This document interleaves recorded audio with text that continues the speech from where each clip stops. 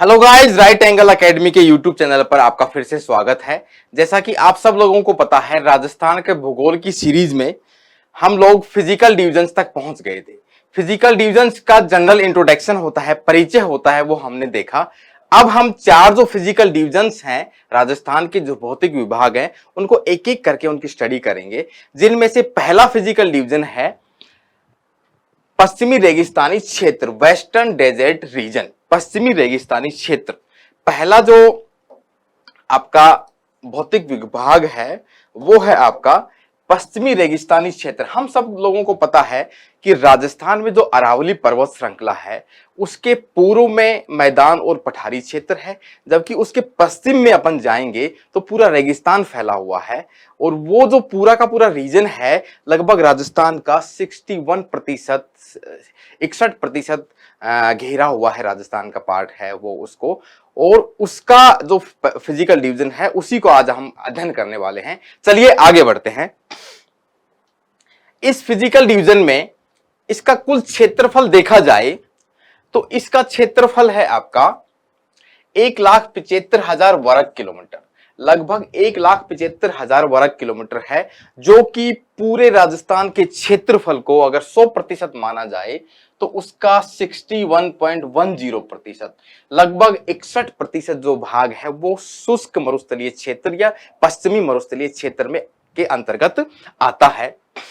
अब हम लोग अगले पॉइंट की तरफ बढ़ते हैं। वो पॉइंट है आपका कि ये जो आपका पश्चिमी मरुस्थलीय क्षेत्र है वो तैथिस सागर का अवशेष है। बार बार सुनने को वर्ड ये मिलता है कि तैथिस सागर, तैथिस सागर। अब तैथिस सागर है क्या? शुरुआत की अपन बात करें पृथ्वी की ओरिजिन की और महासागरों और महाद्वीप की उत्पत्ति की बात करें तो वहां पे दो महाद्वीप निकल के आते हैं। एक तो है आपका अंगारा लैंड, एक है आपका गोंडवाना लैंड। ये हो गया आपका अंगारा लैंड और ये हो गया गोंडवाना लैंड। अब इन दोनों महाद्वीपों के बीच में जो सागर था, इन दोनों महाद्वीपों के बीच में जो सागर था उसको कहा जाता है तैथिस सागर। और जो थार का मरुस्थल है, जो पश्चिमी रेगिस्तानी क्षेत्र है, वो तैथिस सागर का ही अवशेष है। तैथिस सागर सी के अवशेष हैं। अब इन अवशेषों की पुष्टि भी होती है, इन अवशेषों के प्रूफ मिलते हैं, सबूत मिलते हैं। कैसे मिलते हैं? पूछेंगे भाई कैसे मिलते हैं। आपने नाम सुना होगा, जैसलमेर में आकलवुड फॉसिल पार्क है। फॉसिल पार्क है, वहां पे जो फॉसिल्स के अवशेष मिले हैं वो उस जमाने के इतने पुराने हैं कि तैथिस सागर के अवशेष हैं, उनसे मैच खाते हैं। आई बात समझ में?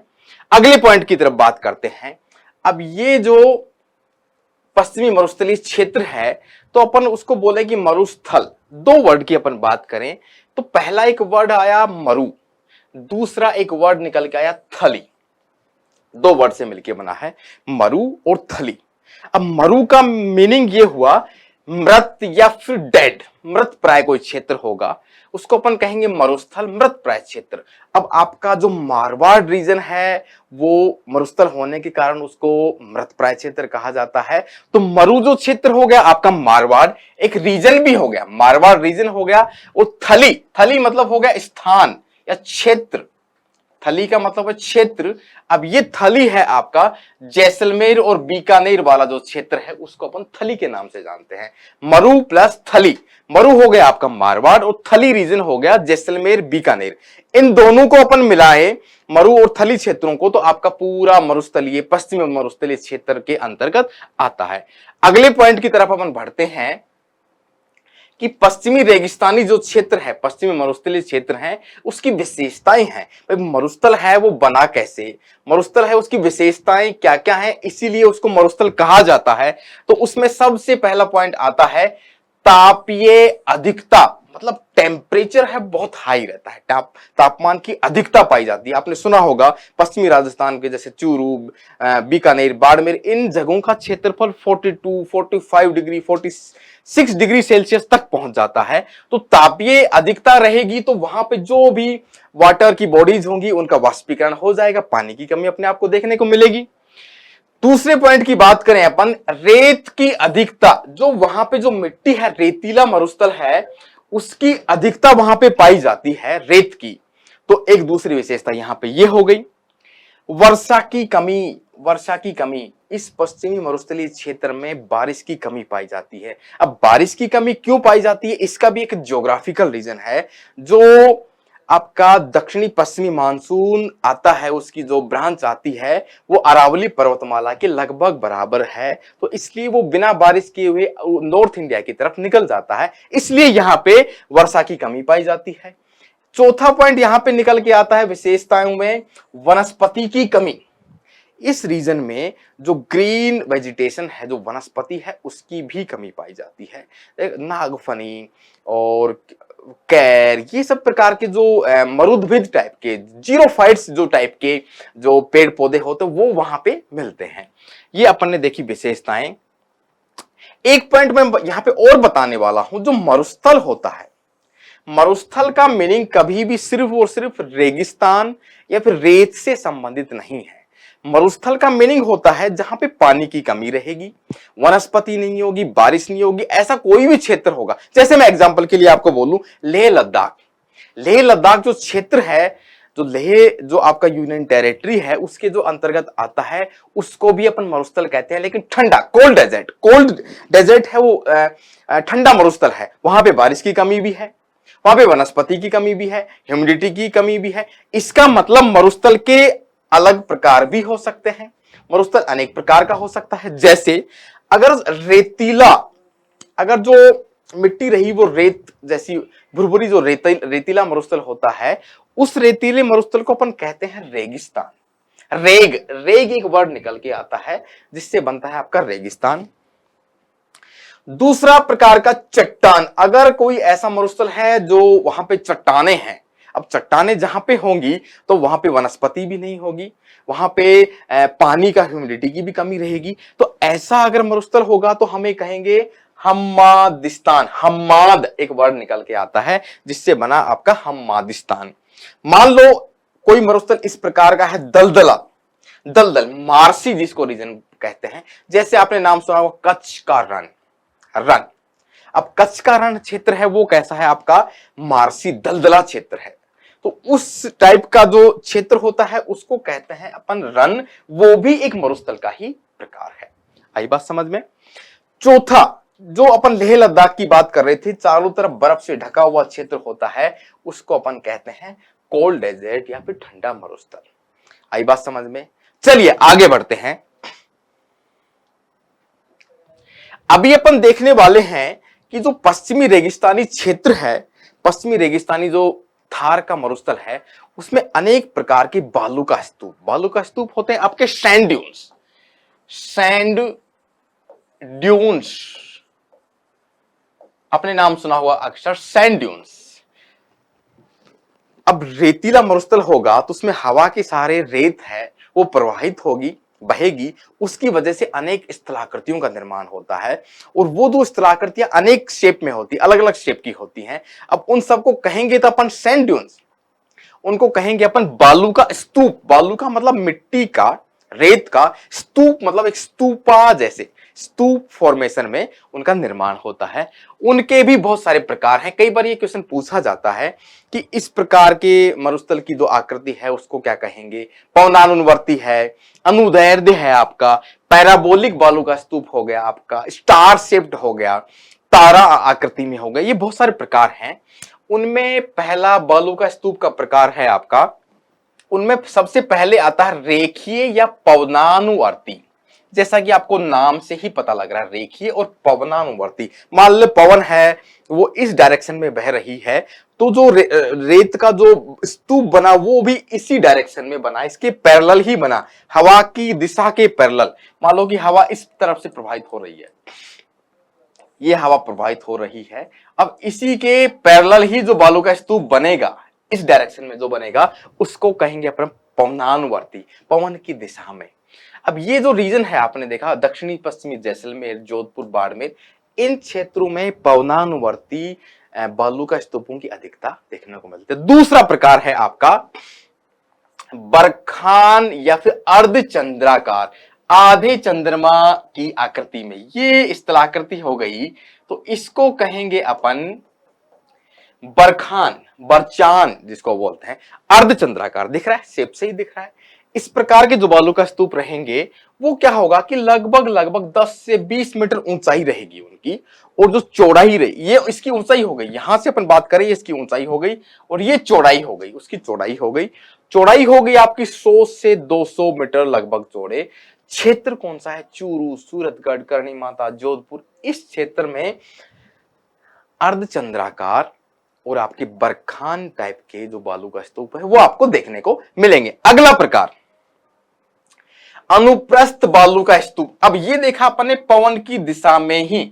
अब मैंने बोला कि पवन इस डायरेक्शन में बह रही है, लेकिन बालू का स्तूप बना इस डायरेक्शन में, इसके लगभग लगभग समकोण पर।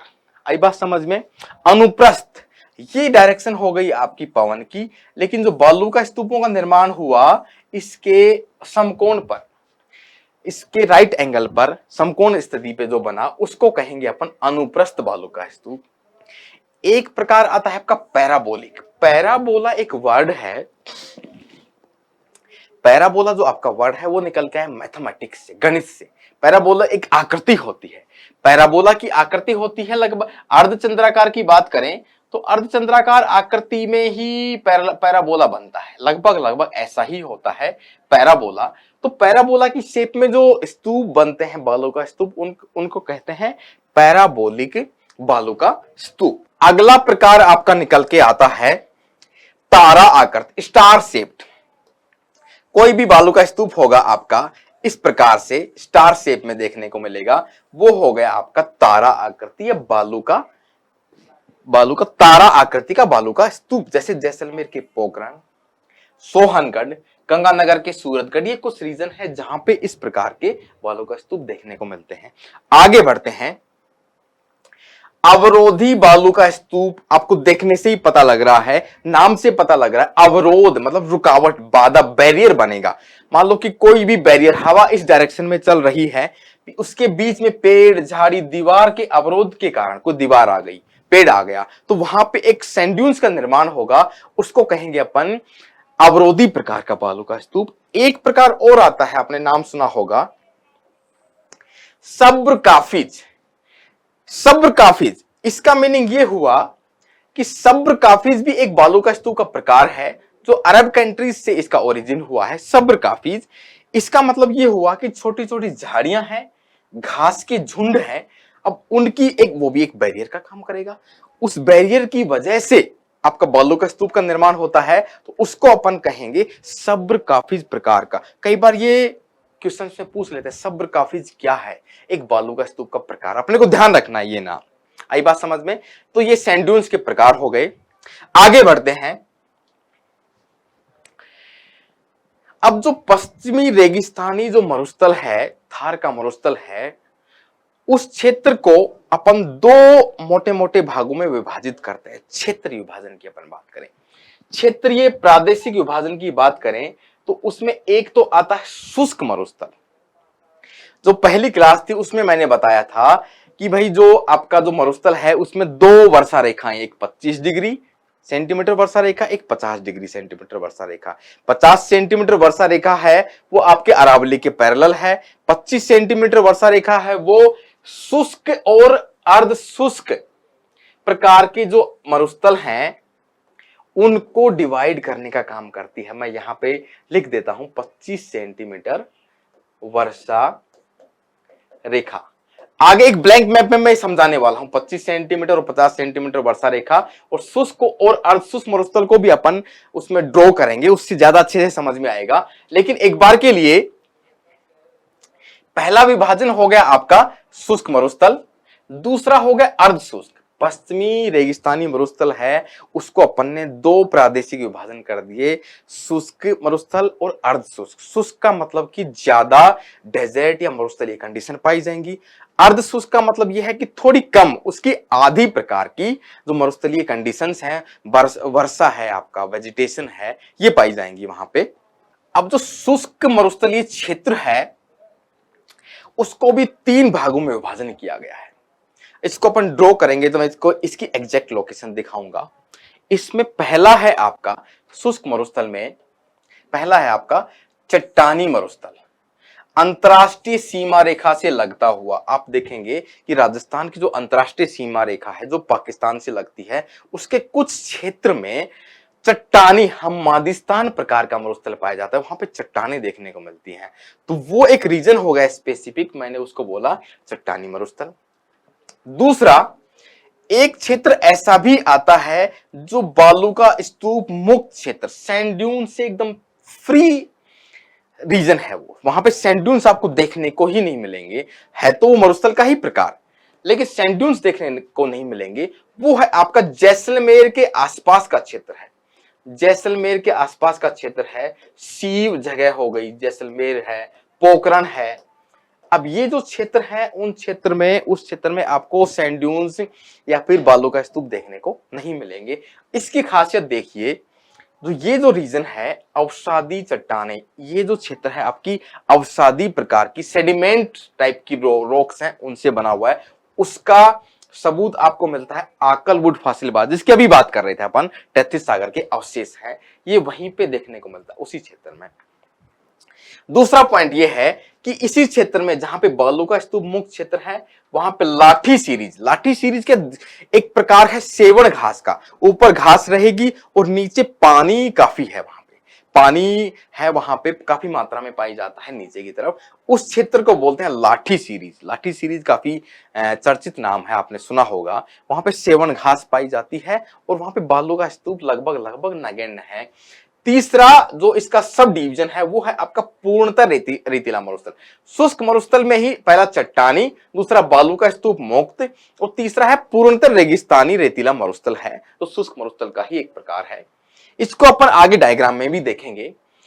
दूसरा सब डिवीजन है अर्ध शुष्क। शुष्क मरुस्थल से कम मरुस्थलीय या फिर रेगिस्तानी जो कंडीशंस हैं, जो इसके कंडीशंस हैं, वो आपको देखने को मिलेंगी इसमें अर्ध शुष्क में। आई बात समझ में? जैसे कि भाई 50 सेंटीमीटर वर्षा रेखा और 25 सेंटीमीटर वर्षा रेखा के बीच में जो क्षेत्र है उसको कहेंगे अपन अर्ध शुष्क। अब 25 सेंटीमीटर से वर्षा रेखा से भी कम बारिश होती है, वो क्षेत्र हो जाएगा आपका शुष्क मरुस्थल। यहां पे लिखा ना मैंने, 25 सेंटीमीटर से कम अगर वर्षा रेखा है वहां पे हो रही है तो वो हो गया आपका शुष्क मरुस्थल। अब 25 से 50 सेंटीमीटर की बारिश हो रही है तो वो रीजन हो गया आपका अर्ध शुष्क प्रकार का। इसको भी अपन ने 3 डिविजन्स में डिवाइड किया हुआ है। पहला रीजन है उसमें लूणी जवाई बेसिन या फिर गोडवाड़ बेसिन। जिस क्षेत्र में जो पाली जालोर का जो क्षेत्र है जिसमें लूनी और उसकी सहायक नदियां जवाई, ये सारी जो आपकी नदियां हैं उसमें प्रभावित होती हैं, उस क्षेत्र को गोडवाड़ रीजन का भी नाम दिया जाता है। वहां पे पचभद्रा झील है आपकी। तो ये जो लूनी जवाई का जो बेसिन है, गोडवाड़ बेसिन जिसको बोलते हैं, वो इसका एक सब डिवीजन है, एक सब डिवीजन है, इसका उप विभाग है।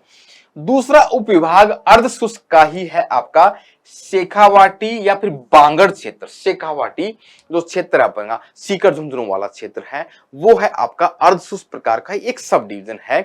इसको बांगड़, बांगड़ होता है आपका पुरानी जलोढ़ मिट्टी से बना हुआ जो क्षेत्र होता है। जलोढ़ जो मिट्टी होती है उससे बांगड़ और खादर, खादर होती है नई जलोढ़ और बांगड़ होती है आपकी पुरानी जलोढ़। तो जो बांगड़ क्षेत्र है आपका, शेखावाटी क्षेत्र है, वो है आपका आता है अर्ध शुष्क मरुस्थल में, जिसको अपन आंतरिक प्रवाह क्षेत्र, आंतरिक प्रवाह का क्षेत्र का मतलब ये हुआ यहाँ पे कि वहां पे जो नदियां बहती हैं वो अपना पानी किसी समुद्र में या बड़ी नदी में नहीं डालती हैं, वहां पे जहां से ओरिजिन होता है कुछ दूरी पे जाके उसका अंत भी हो जाता है। जैसे आपकी कांतली नदी है, कांतली नदी है आपकी, वो आपकी आंतरिक प्रवाह का उदाहरण है। आई बात समझ में?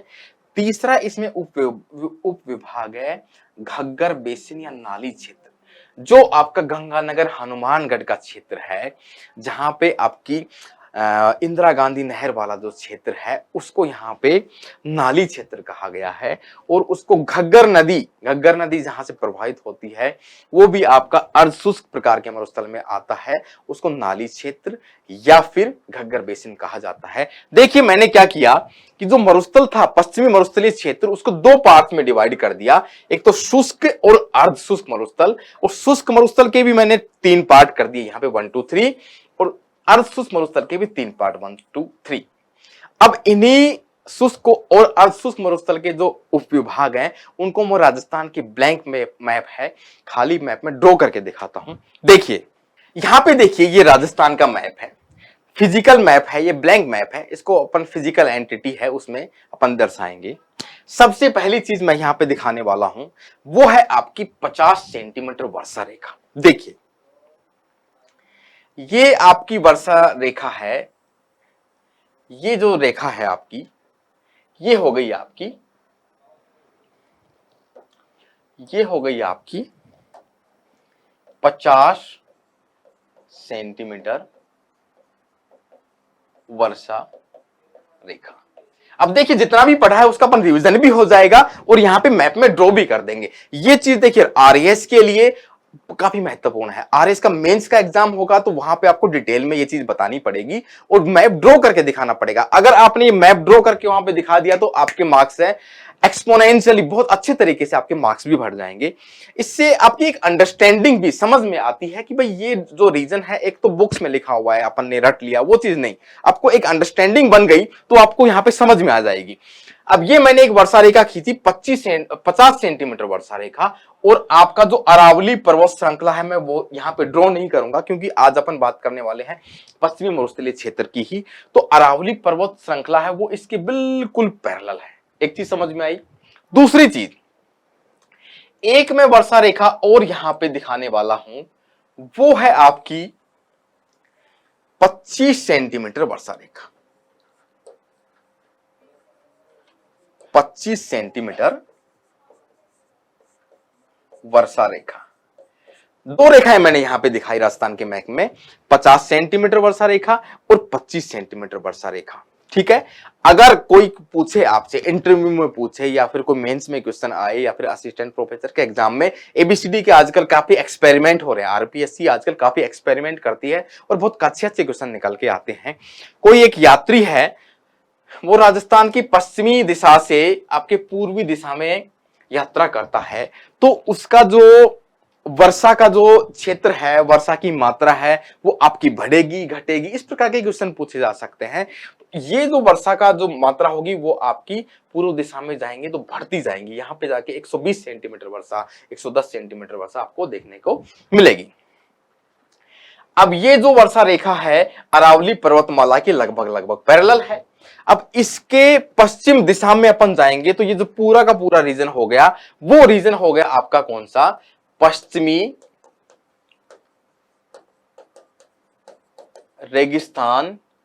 रेगिस्तानी क्षेत्र या फिर वेस्टर्न डेजर्ट रीजन हो गया।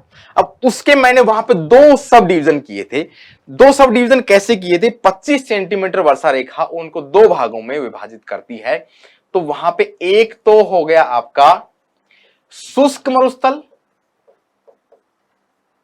शुष्क मरुस्थल हो गया आपका। अभी 25 सेंटीमीटर वर्षा रेखा है, इसके पश्चिम वाला जो पार्ट है, ये वाला जो रीजन बच गया, ये हो गया आपका शुष्क मरुस्थल, क्योंकि वहां पे 25 सेंटीमीटर से भी कम बारिश होती है। अब आपकी 25 सेंटीमीटर से 50 सेंटीमीटर के बीच में बारिश होती है तो वहां पे ऐसी रेत मरुस्थलीय जो विशेषताएं वो नहीं पाई जाएंगी, इसलिए अपन ने इसको कह दिया क्या, अर्ध शुष्क, सेमी डेजर्ट। अर्ध शुष्क हो गया या फिर आपने बोल दिया सेमी डेजर्ट। डेजर्ट से कम विशेषताएं पाई जाएंगी, आप वहां पे बारिश भी ज्यादा होगी, वेजिटेशन भी रहेगा, ह्यूमिडिटी भी रहेगी।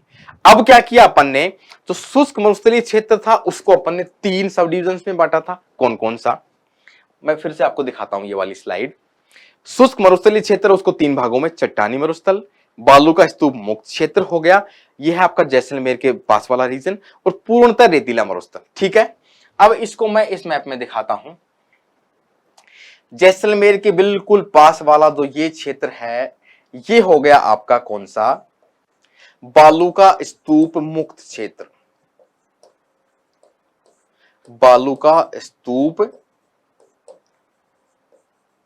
मुक्त क्षेत्र दूसरा जो पॉइंट था। पहला पॉइंट था इसमें चट्टानी मरुस्थल। अगर अपन बात करेंगे अपन जो अंतरराष्ट्रीय सीमा, ये पाकिस्तान है यहाँ पे और ये राजस्थान है, तो ये जो रीजन है आपका, ये जो रीजन है, इस रीजन में आपकी चट्टानी प्रकार की मरुस्थल पाया जाता है, चट्टानी मरुस्थल। आई बात समझ में? ये चट्टानी मरुस्थल हो गया। कुछ जगह पे अंतरराष्ट्रीय सीमा के लगभग लगभग पैरेलल।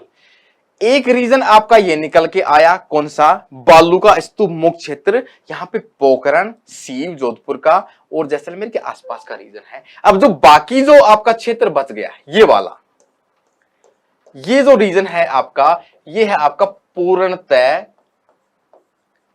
रेतीला मरुस्थल।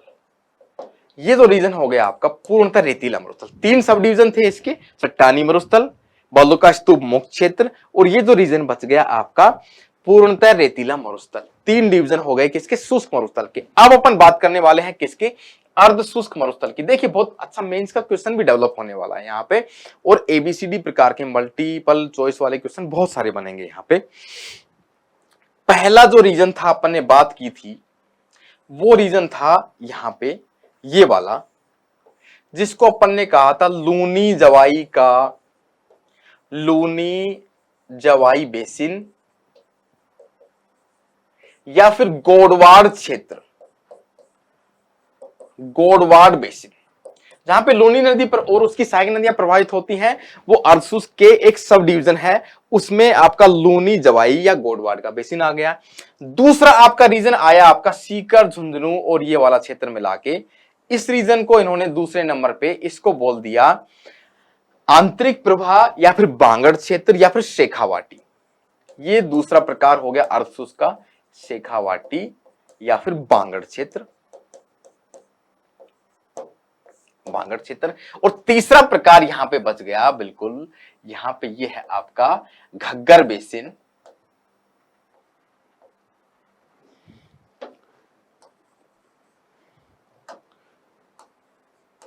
घग्गर नदी जहां पे प्रवाहित होती है, घग्गर नदी बेसिन या फिर आपका नाली क्षेत्र, नाली क्षेत्र। इस क्षेत्र में आपका इंदिरा गांधी नहर है वो प्रभावित होती है। तो अपन फिर से रिवाइज करते हैं, शुष्क और अर्धशुष्क मरुस्थल। 50 सेंटीमीटर वर्षा रेखा के इस तरफ अपन जाएंगे तो सारा का सारा पश्चिमी रेतीला मरुस्थल है। 25 सेंटीमीटर वर्षा रेखा इसको 2 पार्ट्स में डिवाइड करती है। कई बार ये क्वेश्चन पूछा गया है कि जो राजस्थान का पश्चिमी मरुस्थलीय क्षेत्र है उसको 2 पार्ट्स में डिवाइड कौन सी रेखा करती है? तो 25 सेंटीमीटर वर्षा रेखा। उसके भी 3 पार्ट अपन ने देखे, चट्टानी मरुस्थल, बालू का स्तूप मुक्त क्षेत्र और ये हो गया आपका पूर्णतः आपका रेतीला मरुस्थल। फिर अपन ने देखा अर्धशुष्क जो मरुस्थल था उसके भी 3 पार्ट थे, लूनी, जवाई और गोडवाड़ का क्षेत्र। और ये हो गया आपका शेखावाटी या फिर बांगड़ का, शेखावाटी या बांगड़ क्षेत्र हो गया, अंतः प्रभाव वाला क्षेत्र हो गया। तीसरा वाला ये आपका क्षेत्र हो गया आपका घग्गर नदी बेसिन या नाली क्षेत्र। इस प्रकार से अपना एक जो फिजिकल डिवीजन है पश्चिमी रेगिस्तानी क्षेत्र या पश्चिमी रेतीला मरुस्थल है वो अपना कंप्लीट होता है। उसकी अपन ने एक एक तरीके से बारीकियों से अध्ययन किया और उससे काफी सारे क्वेश्चंस बनते हैं और असिस्टेंट प्रोफेसर के एग्जाम के लिए काफी महत्वपूर्ण है। तो यहीं पे अपन समाप्त करते हैं इस वाले क्षेत्र को। कल अपन बात करेंगे अरावली पर्वत श्रृंखला की, उसकी एक एक चोटियां जो पीक्स हैं उसके जो सब डिविजन्स हैं वो भी अपन स्टडी करेंगे और उससे संबंधित कुछ क्वेश्चंस भी लेने की अपन कोशिश करेंगे। यहाँ पे ये कमी दिखाई दे रही थी कि अपन क्वेश्चंस नहीं ले पा रहे थे, उससे अपने को प्रीवियस ईयर के जो असिस्टेंट प्रोफेसर का पेपर है, पेपर 3, उसके अपन क्वेश्चन उठाएंगे। कल मैं कोशिश करूंगा और उन क्वेश्चन को साथ में सोल्व भी करते जाएंगे। तो ऐसे ही हमारे चैनल को लाइक और सब्सक्राइब करें। Thank you so much.